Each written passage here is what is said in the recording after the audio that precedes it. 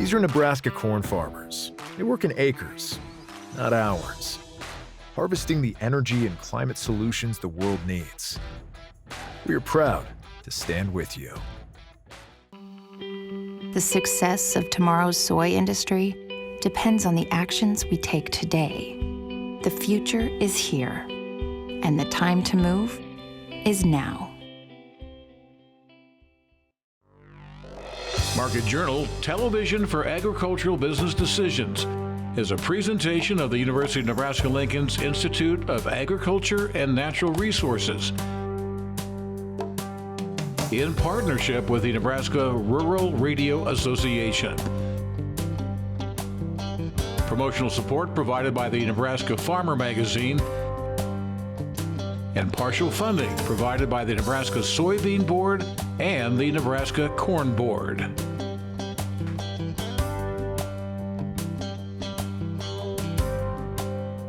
Well, thanks so much for joining us today on Market Journal. I'm Bryce Duskett. As we gear up for planting season, there's a lot of producers that are thinking about that already. And today we're going to dive into some of the pests that corn growers in particular need to keep an eye out for this upcoming season. We'll do so with Extension Educator Ron Seymour. A bit later in the program, Eric Hunt will swing by to fill us in when it comes to the latest developments on the weather front. And as always, we'll check in on the latest. And this week, when it comes to markets, we'll do so with Todd Hultman. Before we get into all of that, we start here. Mark your calendars, folks. On March 28th, the University of Nebraska is rolling out a pair of educational events that you won't want to miss. Up first, Nebraska Extension is gearing up to host the inaugural Drone Sprayer Conference, which is going to be held in Aurora. This one-day event will provide spray drone enthusiasts an opportunity to learn the necessary steps to enter the sprayer drone arena. Conference speakers will address how to get started with using sprayer drones in a farming or business operation, legal requirements of using some of this drone technology for chemical applications, and of course some thoughts on how to safely share the national airspace with manned aircraft. Now we're moving more into not so much imagery, but into actual applications. So like chemical application, so applying pesticides, insecticides and whatnot, using a technology called, I guess I just call it a sprayer drone. And so in the last couple years has really become something that people are really excited about.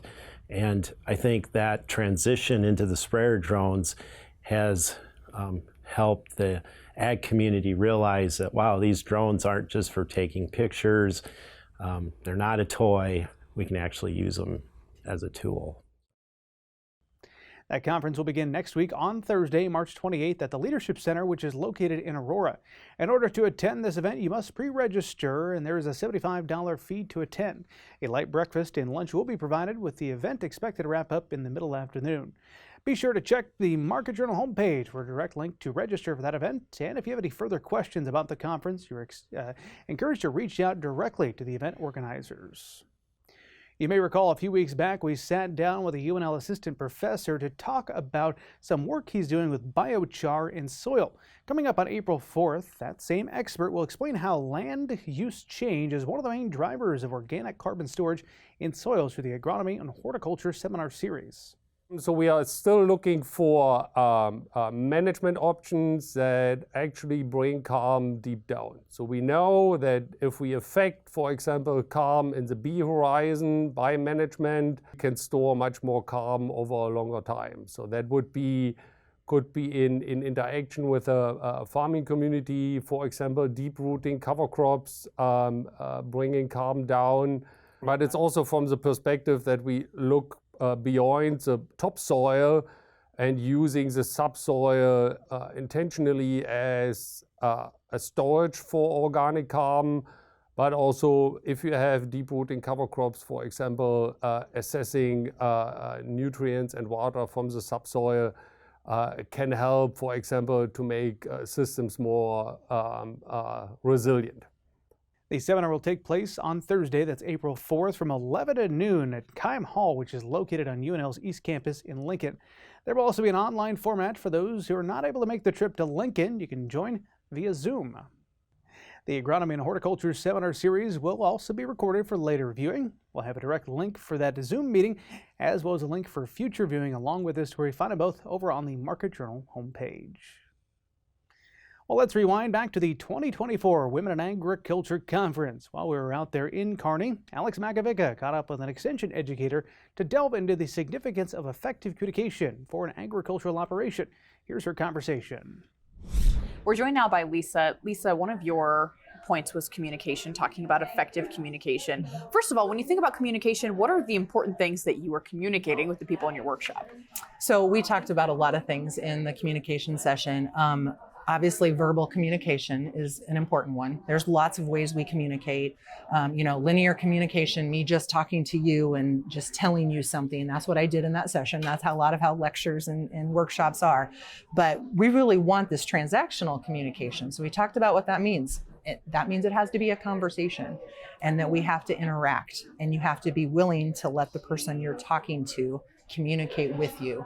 And I think often, as we think about family farms, we think about directions on how to do stuff, we're often telling people and we're not thinking about a conversation with someone, and that for both of us to understand what we're asking, that we need to both be involved in the conversation. So we kind of set the stage with that. Okay, so you think about that. What are some tips for effective communication, whether it's on the family farm or operation? What does that look like?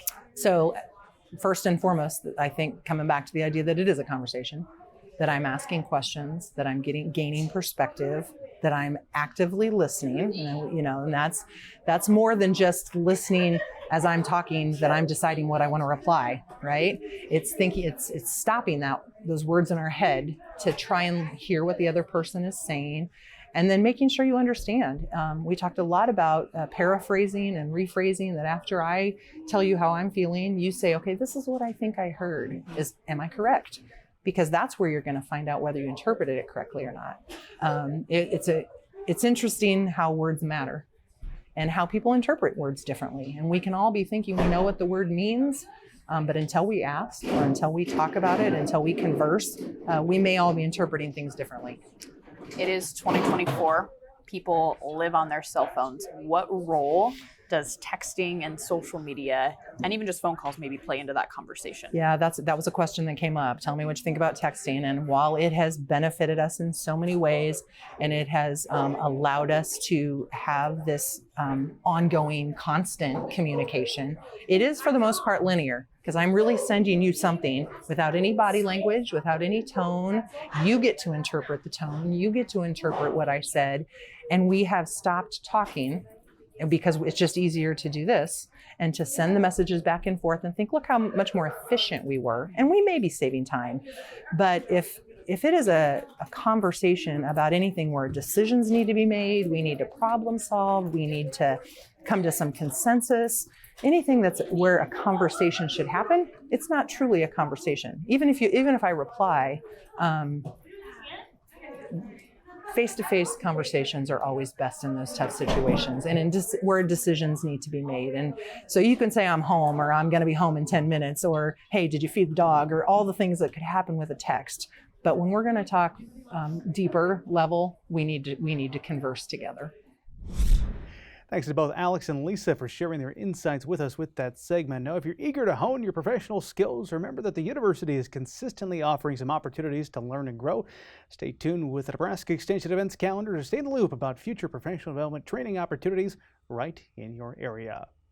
Well, up next, we dive into the latest happenings when it comes to the grain markets. And joining Market Journal this week is Todd Hultman from DTN. Hey, Todd, thank you very much for the time. We sure appreciate it. Oh, thank you, Bryce. Always a pleasure. Let's start with the corn and soybean markets. What's catching your attention right now as we have our conversation? Well, obviously, it's been a very tough start to 2024 for us on corn and soybean prices. The good news is we've got good export activity for our corn, and the demand for ethanol has been very good. But coming off of a supply last year of a record harvest, plus anticipating a possible increase in the combined production of Brazil and Argentina coming up here in the next couple of months, is just weighing the market down pretty hard. I want to ask you about wheat and note that a viewer, he always watches each week on Saturdays, and he let me know just as we started the week, hey, you haven't asked about wheat lately. And I said, well, good news, we've got Todd Hultman joining us, and he'll give us some thoughts there on winter wheat, wheat broadly speaking. Kind of a tough market as we sit here at the end of March, isn't it? It is very tough, and honestly, I don't have a lot of good news for our wheat producers. Unfortunately, we continue to be beat down to near our lowest prices in 3 years. In the big picture, Russia continues to dominate world exports with very cheap prices. The early outlook is that Russia's going to have another big crop in 2024. Of course, there's a lot of time before we see if that proves out or not. But overall, it's been just very difficult to sustain any rally in the wheat price. And of course, our own U.S. exports are posted at their lowest levels in over 50 years. So it's just been a very, very tough market. Todd, on the topic of wheat, want to get to a viewer question. Someone wrote in this week asking about perhaps any winter kill, some concern around this cold snap we've experienced and will continue to experience into the weekend. Your thoughts on that? Any concern from you? Well, yeah, we do have a winter storm coming up again this weekend and early this week. But honestly, Bryce, my money is on the winter wheat crop itself. It's proven itself so hardy. We've had, I would say, worse threats than this, and so overall, I do not expect a significant hit to our wheat conditions. One more question on wheat, then we can continue progressing forward. Just big picture, as you look at the wheat markets here in the U.S., the dynamics have certainly changed over the years. Talk about the global scene of wheat and why producers are struggling here in the United States to sometimes even break even on their crop because of the global factors. Yes. Well, Bryce, in the big picture, for all three of our crops, we're suffering a chronic loss of export share in the world, and this has been most dramatically true in wheat. 2012, Russia's Putin made an intentional effort to dramatically increase their wheat production. About 7 years ago, we were close on the export line with Europe and Russia, but since that time, it's been all Russia. They've ramped up their production to significant amounts. They've done it not for economic reasons, but for political reasons. That wheat buys them a lot of political influence in Africa and the Middle East, and that has really just kind of suffocated the export opportunities in wheat.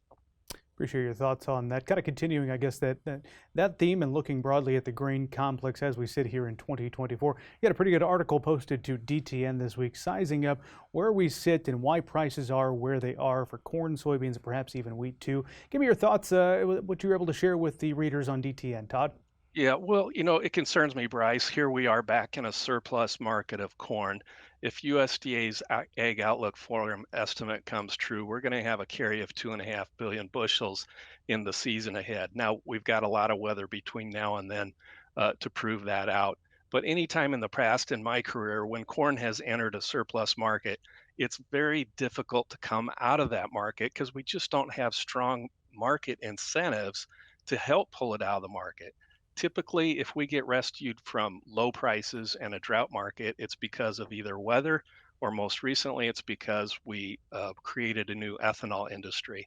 The one hope I have ahead is that corn and beans will somehow get at least a small share of the sustainable aviation fuel for the future. That could help our demand a lot. Yeah, the university came out with a story this week kind of sizing that up and how important that's going to be for markets moving forward here. I want to get your thoughts on soybean crush. The notebook crush report was huge, sharply higher than expected is what my sheet of paper says. Todd, your thoughts there on crush? Yep, those crush incentives, Bryce, continue to be very favorable. Roughly a $3 difference almost between the value you get from crushing the beans versus the value of the uncrushed soybean. That's a very strong domestic incentive for us. It's a strong source of demand that's been consistent throughout the year, actually for almost 2 years now. And moving forward, it should continue to be a good, stable source of demand for soybeans. This is very helpful this year at a time when our export sales of soybeans have really been lagging, and especially with another big crop likely on the way from Brazil. Let's preview what's ahead here with the grain markets. In terms of reports, what are the markets and the folks who are trading the markets going to be watching the next couple of weeks, Todd? Yes, well, we have a grain stocks report that'll tell us a bit about how demand has been recently, but I would say the one that typically gets the most attention, Bryce, is the prospective plantings report. And of course, last year we had a big planting in corn, which helped create the opportunity for that record harvest that we have in the fall. I don't think the corn acres are going to be as big this year as they were last year, but certainly 91 to 92 million is still possible, and that could still bring us a big corn crop in the fall. On the soybean side, I was disappointed by the low number of soybean acres last year. They tend to be the more profitable crop, and even now as we trade, soybeans is closer to profitability in its new crop price than December corn is. So I'm hoping to get a little bump in the soybean acres there, maybe 85 or 86 million. We'll see what USDA survey says. My thanks to Todd for joining us this week. Coming up next week, we'll be joined by Kyle Bumstead to discuss the latest happenings in both the grain and livestock markets. As always, we invite your questions here on Market Journal, so go ahead and email us or get in touch on social media, and I'll be sure to pass your question along to Kyle. Well, farmers and ranchers are always embracing new technologies like wearable tech, mobile applications, remote sensors, emergency response systems, and predictive analytics. These innovations not only enhance efficiency, but they can also reduce chemical and physical exposures, managing farmer and rancher safety. Ellen Dyson is the coordinator for the University of Nebraska Medical Center's Central State Center for Ag Safety and Health, and she shares some insights into how some of these technologies can actually save lives. You can check out that interview in the March issue of the Nebraska Farmer. Let's now turn our attention over to the weather as Nebraska Extension ag climatologist and Market Journal chief meteorologist Eric Hunt is joining us. Eric, it seems like we've been experiencing the roller coaster temperatures, warm some days, cold on the others. What can we expect over the week ahead? Well, thanks, Bryce. Mother Nature did treat us to the roller coaster a little bit this week. This next week, in addition to the roller coaster, where she's also going to treat us to the car wash, and maybe in some parts of Nebraska, she might even treat you to a blizzard at Dairy Queen. Start off by taking a look on Sunday. We will see precipitation across the entire state by Sunday morning. We should see rain everywhere in the state between sometime late Saturday night and early Sunday morning. Higher amounts as you go further east. There is a potential for some icing across portions of north central and northeastern Nebraska. Now, it doesn't look like significant icing, but it's something to watch out for if you live up around Highway 20. Later in the day on Sunday, we are expecting a chance of severe weather across far south central Nebraska and getting into Kansas. So if you live in Republican City, Beaver City, please pay attention. There could be potential for some severe weather late Sunday afternoon into Sunday evening. Sunday night, we will see rain transition over to snow across portions of western Nebraska and pick up in intensity in terms of the rainfall in central and eastern Nebraska. So again, we are probably looking at an inch to maybe upwards of 2 inches of rain across a good portion of eastern Nebraska, which is very beneficial at this point. So hidden day on Monday, though, things get a little more interesting, particularly across central and northeastern Nebraska, where you could get, some places around O'Neill could get upwards of a foot or more of snow. I think, generally speaking, 3 to 6 inches of snow is going to be pretty likely across central and northeastern portions of the state. So pay close attention to this forecast as we get closer into Sunday and into Monday. There will also be some wind, so there will be a little bit of risk of some drifting, and just please make sure you take precautions with travel and with the animals. The good news, though, is we head into Tuesday and Wednesday, we should get a break with some moderating temperatures and some chance to hopefully melt that snow fairly quickly. But our attention turns really quickly to another storm system coming into this part of the country by Friday. This one doesn't look quite as potent as one this weekend, but there's going to be a chance for some snowfall in parts of Panhandle, and I do think we will have some decent chances of precipitation, maybe some thunderstorms across portions of eastern Nebraska set into Friday. And then if you pay attention to this, there's another trough moving into the western U.S. as we head into next week. This will be paying us a visit as we head into the first week of April. And right now, the European model is actually showing pretty good chances of significant precipitation the first week of April for the entire state and entire region. The CPC is also pretty bullish on precipitation in our region the first week of April, and it is likely to be cooler. And the CPC, hopefully this is a joke, but they are showing a slight risk of heavy snowfall in the first week of April across the north central U.S. In terms of drought, we absolutely could use some moisture because we have seen some degradation across portions of northeastern and north central Nebraska. Now, again, this isn't drought, but this is that normal dryness. It's the first step toward drought if we don't start getting some moisture. So hopefully we can eradicate some of this in the next couple of weeks with these heavier precipitation events. Again, just looking back the last 50 days, this has been one of the driest periods on record going back to the end of January for northeastern Nebraska. And in terms of soil moisture, again, we continue to see top soil moisture decline, and even root zone soil moisture has really been declining pretty significantly in this part of the state for about the last, say, 4 to 6 weeks. The warmer temperatures for most of February and the first part of March have certainly helped with the acceleration of this decline. We have seen some improvement in soil moisture across portions of east central, south central, and western Nebraska, though with precipitation we did see last week, so that's definitely good news. This is very welcome precipitation, by the way, in eastern Nebraska we had late last week.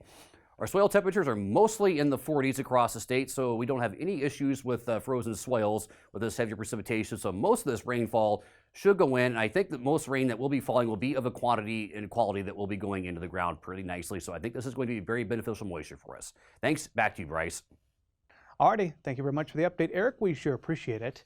Well, as planting season is approaching, the fields of soil you see now will be dotted with new crops for the upcoming growing season. But alongside those crops come insects looking for their next free meal. We caught up with an extension entomologist to find out which pests might be causing some trouble for crop producers this year. Market Journal's Mike Straub is standing by with the scoop. Mike? Corn insects were one of the topics at the University of Nebraska Extension Corn Production Clinic. Less damage from European corn borer has been observed in field corn. For food-grade corn producers, European corn borer can be devastating. Routinely checking fields for an infestation is recommended. A lot of our field corn that we're growing here in Nebraska has the Bt crystals in them, and so those traits help control European corn borer and other, generally lepidopterous insects, moths and butterflies and things like that that are feeding on corn. And they do a really pretty good job of controlling those pests in field corn. But when you get into food grade corn, much of that food grade corn, they do not want those traits in them. And so it makes them susceptible to feeding by lepidopterous insects such as European corn borer. And so we can have a real problem with that. And in those cases, people have to routinely check their fields for the infestation of European corn borer, and then make a decision, okay, do I have sufficient number here for me to treat those or not with an insecticide, usually. And so not only do we have issues with like white corn, food grade white corn, but popcorn is a real problem because the popcorn plant is a much less robust plant than the field corn varieties. And so popcorn growers are real sensitive to looking for European corn borer, making sure that they're controlled at the right time. When you're scouting for European corn borer in particular, you have to keep in mind that it has 2 generations a year in Nebraska. And so on whorl stage corn, you want to be looking for the leaf feeding, which as a leaf unrolls out of the whorl, you get this what looks like kind of a shotgun pattern, shot hole pattern in the leaves. And then once you've seen that, then you have to pull that whorl out and unroll the whorl to actually look for the larvae inside. In reproductive stages, so usually shortly after tassels when we start to see the moths flying for the 2nd generation of European corn borer, and they start laying eggs on the plant. And we actually prefer people to look through the whole plant for these eggs that are kind of cream colored, whitish colored egg mass that they kind of overlap them, so it makes it look like fish scales on the plant. And pretty often they're on the underside of the leaves, but they can be on the top, they can be on the stalk, they can be just lots of places. But when you look for those, same kind of thing, you're going to want to assess how many egg masses that you find on average per plant. Western bean cutworm is another pest to be on the lookout for. It's important to scout and find these in the egg stage to best prevent an infestation. If you do find you have a western bean cutworm problem, it is recommended to apply pesticide when corn is 95% tasseled. So when you look at them, when they're very small, they look like little tannish brown little worms. They're caterpillars. And as they grow, they of course get larger, but they take on kind of a tan pink color. And there's a structure right behind the head. It's this little shield that turns almost black. And then the large larvae, in particular, you can see that black shield is divided by some white stripes. And up until that point when it's easier to see them, I always like to describe what looks like on their back like tire treads. And you can see that on there, and that's a pretty good way to tell whether you have larvae. Usually they're going to end up in the ear tips where they're feeding, and that's way you can tell, okay, I have western bean cutworm. Unfortunately, at that point, it's really too late to control them. And so we want to actually look for eggs as the eggs are being laid. And those eggs are usually laid in the upper third of the plant and almost always on the top surface. And I always like to just say on the top leaf of the plant, look for these egg masses. They're little white colored dome-shaped eggs that are usually in masses of 5 to 200. And when you see 5 to 8% of those, 5 or 8% of the plants with those egg masses, then we usually recommend that insecticide be applied.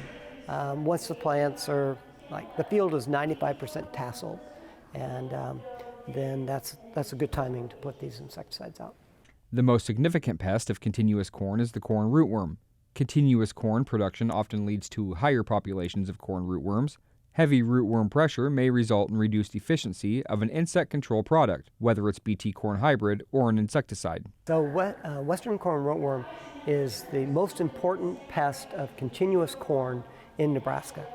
And we'll say insect pests. Some of these diseases are pretty important as well, but as far as insect pests, corn rootworm is the most important, because if a farmer doesn't control that pest, then you will have plants that the larvae will eat much of the root mass off of that plant. And so it keeps the plant from being able to deliver nutrients to the developing plant and the ear. And it also reduces the stability of the plant, so that if you have a wind event, it's going to blow it over, and then it here again, it just is not able to grow very well, and at the end of the year, it makes it really difficult to harvest that field, because nothing is in a row anymore. The use of diverse management tactics on a farm is the best strategy to manage rootworms. Periodic crop rotation out of corn can greatly reduce a rootworm population. Avoid repeated use of the same insecticide products and Bt corn proteins to avoid development of resistance. Reporting for Market Journal, I'm Mike Straub. Alrighty, thanks for that story, Mike. We sure appreciate it. Now, if you have any burning questions about possible infestations coming up this growing season in your fields and some of the best ways to resolve them, don't hesitate to reach out to your local county extension educator for their advice. Plus, you can always stay up to date with the latest information by visiting cropwatch.unl.edu. Well, that is going to wrap up this week's show. If you did miss a story, be sure you're following Market Journal on our mobile applications, as well as on YouTube and on social media, to join in on that conversation. Hope to see you back here next time. But until then, I'm Bryce Duskett, wishing you a safe and productive week. Join Market Journal online at marketjournal.unl.edu. You can also follow us on Twitter, Instagram, and Facebook. Promotional support is provided by the Nebraska Farmer Magazine. Market Journal is produced by the University of Nebraska-Lincoln's Institute of Agriculture and Natural Resources.